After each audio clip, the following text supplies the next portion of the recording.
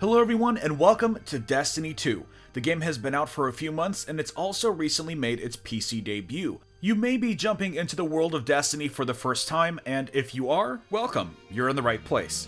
Destiny is first and foremost a fast-paced first-person shooter, but what makes it special is the loot-based progression system and its various different RPG elements. One of those RPG elements is the game's class system. When you set out to make your Guardian, your first decision is going to be your class. You'll have a choice between Titan, Hunter, and Warlock. Which should you choose? Well, it all has to do with what playstyle you typically prefer, and what classes you typically enjoy playing in other RPGs. In this video, I'm going to outline the 3 classes and what each has to offer.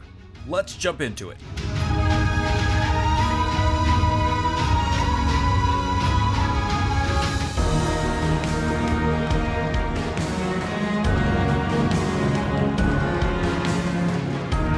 Firstly, all abilities in Destiny 2 are on a timed cooldown, which can be sped up with specific pieces of gear, armor mods, or even other passive talents within your focus. Each class also has a unique class ability and 3 subclasses that you unlock as you progress through the game. Each features unique abilities that further define your role in your fire team. Oh, and each subclass has a unique super ability. If you find yourself making a decision based on that alone, I don't blame you. They're all totally badass and super fun to use. So let's break down the classes. First we have Titan. There are your brute force powerhouses. They fill the typical tank role in your fire team. They tend to have the most resilience, which is how much damage you can take, and can easily take the front line. The Titan's class ability is the Barricade. The 2 flavors are Towering Barricade and Rally Barricade. Towering Barricade generates a giant wall to help shield against attacks. Rally Barricade is a shorter wall, but provides the ability to shoot behind cover, and it also reloads your weapon every time you dip back down. You can switch between these 2 class abilities at will, just like you can with your 3 subclasses of Striker, Sentinel, and Sunbreaker. Striker is all about damage. The subclass lets you get up close and personal, allowing you to deliver devastating amounts of damage. The Code of the Earthshaker focus grants you a second charge for your devastating grenades, grants you a shoulder charge to crush your opponents with, and allows your super to deal even more damage. The Striker's super is Fist of Havoc. You slam the ground with Arc Energy and can then proceed to chase down other foes and deliver follow-up shoulder charges and additional slams. The Sentinel is more focused on defense, but can still deliver hurt when needed. The Code of the Protector focus allows you to gain an overshield after a melee kill, and even allows you to restore health for you and your nearby allies. The super is called Sentinel Shield, and as you might have guessed, you summon a big Captain America shield, which you can use to bash around with or simply throw at your enemies to bounce off multiple targets. You can even use it to shield incoming damage. It's one of the most versatile supers in the game. It's the Sentinel's job to help keep the fire team safe, so if all else fails, you can override your super and summon a Ward of Dawn, a massive protective bubble that shields against incoming damage. The 3rd Titan subclass is Sunbreaker, and the name of the game is Flaming Hammers. Need a bit of crowd control with your Titan? You can achieve it with Code of the Siegebreaker. Your melees can set nearby enemies on fire, and all of your abilities create deadly sunspots on the ground to dish out continuous hurt. Also, standing in the sunspots grants yourself increased recharge rate for all of your abilities, and also makes your super last longer, which is called Hammer of Soul. Upon activation, you gain the ability to throw multiple flaming hammers at your enemies. Hammer of Soul can definitely be one of the most satisfying supers to use.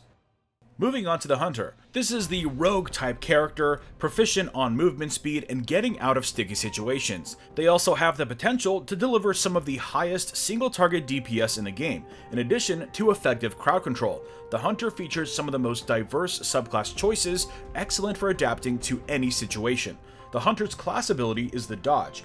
Marksman Dodge instantly reloads your weapon, while Gambler's Dodge reloads your melee if performed near enemies. The 3 Hunter subclasses are Gunslinger, Arcstrider, and Night Stalker. The Gunslinger focuses on precision and single target DPS, and the Gunslinger can become quite the boss killer when used correctly. You gain a throwing knife which you can use to clean up low level or weak targets. Most other skills are activated when scoring precision hits or kills. That means shooting enemies in the head, for the most part. The Gunslinger super is Golden Gun. you summon a flaming pistol that disintegrates enemies. With Way of the Sharpshooter, you gain precision damage with Golden Gun, which increases in damage with each precision hit. You can also generate lots of Orbs of Light for your allies, helping your allies charge their supers faster. An excellent focus for raids and strikes. Next for the Hunter is Arcstrider, my personal favorite. With Way of the Warrior, you can lock yourself into an endless cycle of dodging and devastating melees that will help you clear adds in no time. Killing enemies in this way also triggers health regeneration, making the risk-reward factor work a little more in your favor. The super for the Arcstrider is Arcstaff. You summon a mystical staff and basically turn into Darth Maul. You can dodge around, avoiding enemy fire, and take out truckloads of enemies with deadly acrobatic combinations. So much fun. Finally for the Hunter, we have the Night Stalker. This subclass basically turns you into a ninja assassin. With Way of the Trapper, you gain an enhanced tracker to better locate your enemies, set deadly smoke traps that slow your targets, and even dodge into invisibility. The super is called Shadow Shot. You shoot a void bow which detonates when enemies are close and latches onto them with an unforgiving tether, trapping them in place weakened, leaving them ripe for the taking. Last but definitely not least, we have the Warlock, the space wizard of the group. You specialize in maximizing the effectiveness of your abilities and provide the support your fire team needs. Warlocks are also no slouches when it comes to combat. You can deliver continuous damage with minimal downtime. The Warlock's class ability is the Rift. You can cast a pool of light at your feet, which can seriously help you and your fire team. Healing Rift continuously heals everyone standing inside, in addition to providing you with an overshield. Empowering Rift grants a bonus to weapon damage, which will help you melt down enemies even faster. The three Warlock subclasses are Voidwalker, Dawnblade, and Stormcaller. First off, we have Voidwalker, best in class for potential ability damage and generally staying alive. The Attunement of Hunger focus helps you achieve this with a very effective ability called Devour. You can proc Devour by killing an enemy or even consuming one of your own grenades. Once you get the buff, every kill grants you instant full health and helps recharge your grenade. It's on a countdown timer, but the timer resets every time you get a kill, so you can maximize your uptime as long as there's enough targets to take out. Your super is called Nova Bomb. You unleash a devastating ball of void energy that kills most enemies. Attunement of Chaos has a version that slowly follows enemies, then breaks apart and tracks down any unlucky stragglers. Next for the Warlock is Dawnblade. You can scorch the earth with this devastating solar subclass. With the Attunement of Sky focus, you can remain airborne and take out unsuspecting foes, also granting you an excellent vantage point. Things getting too hot, you can get out of there quickly with your signature mid-air dodge. Your super is called Daybreak. You summon a flaming sword and smite your foes with flaming phoenix projectiles, like the god that you are. Want to be a different variety of god? How about Thunder? Finally, we have Stormcaller. Wield the raw power of arc energy in the palm of your hands. Attunement of Elements is focused on allowing you to dish out as much electric hurt as possible. Your melee helps recharge your other abilities faster, your Rift charges faster in the presence of allies, which now grants you an Arc Soul, which is a little arc elemental that aids you in battle. Your super is Storm Trance. Strike down lightning onto your foes, then float around the battlefield, disintegrating enemies caught in your path. Super satisfying against large hordes of enemies.